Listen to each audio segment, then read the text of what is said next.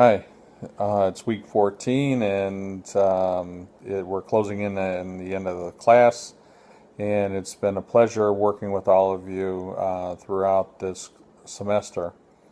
My presentation is on the textbook 4.3 about disbanding DHS. Now, I personally feel that DHS doesn't need to be totally disbanded.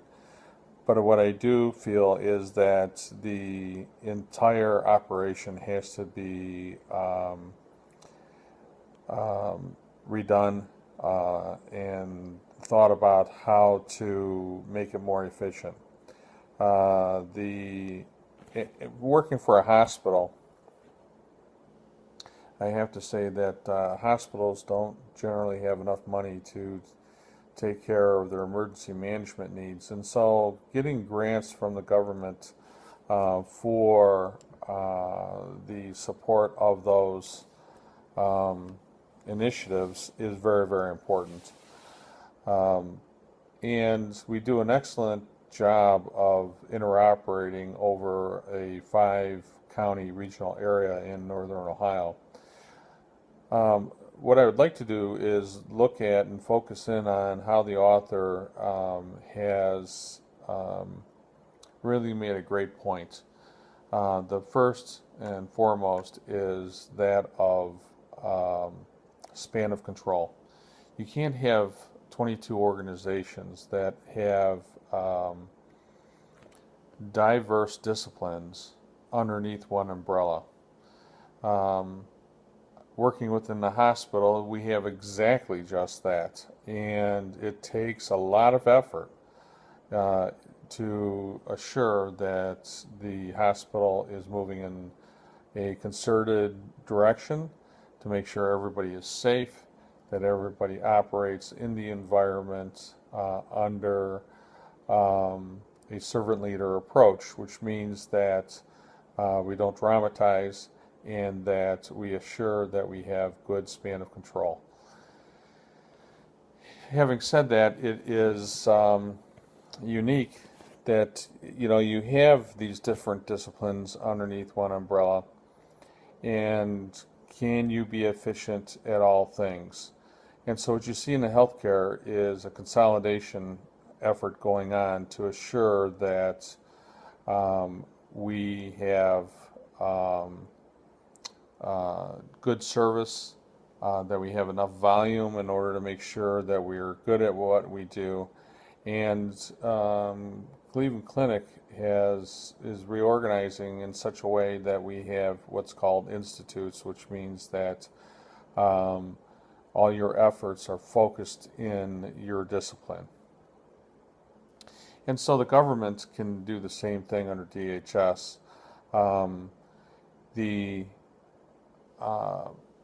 With the different disciplines of defense and recovery and security and border control and all of these things, really the span of control is out of whack, and they need to change it so that you're really under 3 or 4 parent organizations. It's truly what we do best in a hospital is we talk to each other. We communicate, we interoperate. You have to in order to make sure that the hospital is safe. And so when I look at that and how easy it is to do that, although it's a lot of work, constant meeting, constant commitments, and obtaining commitments from people, the different disciplines do interoperate well. So that can happen at the government level. The problem with having 22 organizations underneath one umbrella, like the DHS, is that you have 40,000 people reporting to one director. And with in the government doesn't work like the private industry. So, for instance, you only have so much money that can go around, and if you don't have enough staff, then everybody will be inefficient from the top down. and some of that is occurring now. And so I really believe that the organization needs to be restructured, as well as I think they make a great point on how the author does on how we have spent or misspent some funds. The UASI grant and some of the other grants, they didn't target the needs of the highest target or highest impact areas. For instance, if they impact one of the cited misspent money scenarios in the book was that of Knox County. So here's Knox County in the middle of Ohio, who has 53,000 people. It's farm country, and so they have to they get a hazardous materials trailer, but don't really go through the process of who's going to staff it, how much is the training, can we provide these services, through some other organization, and they don't migrate through that entire process, and they buy a $100,000 trailer that they eventually sell. So when you take a look at that, there's $100,000 that went down the drain. They didn't get that kind of money for the equipment when they sold it. I'm assured of that. So that was one area.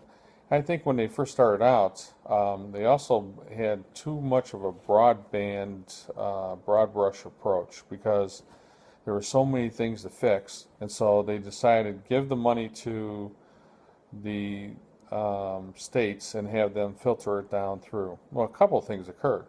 The state of Ohio sat on the money, so we are still spending money that's earmarked from 2011. And so the money isn't really targeted for the right purposes. So, for instance, interoperability of communications. When that first came out, instead of having just that grant year be on interoperability of communications and requiring that counties provide those services so that all the county organizations can talk to each other, and at least if you're on a police channel, you're on a police channel. If you're on a fire channel, you're on a fire channel. And so, like in Cuyahoga County, the city of Cleveland was on their own radio band. The Southwest area, which Strongsville is a part of, actually did it the best.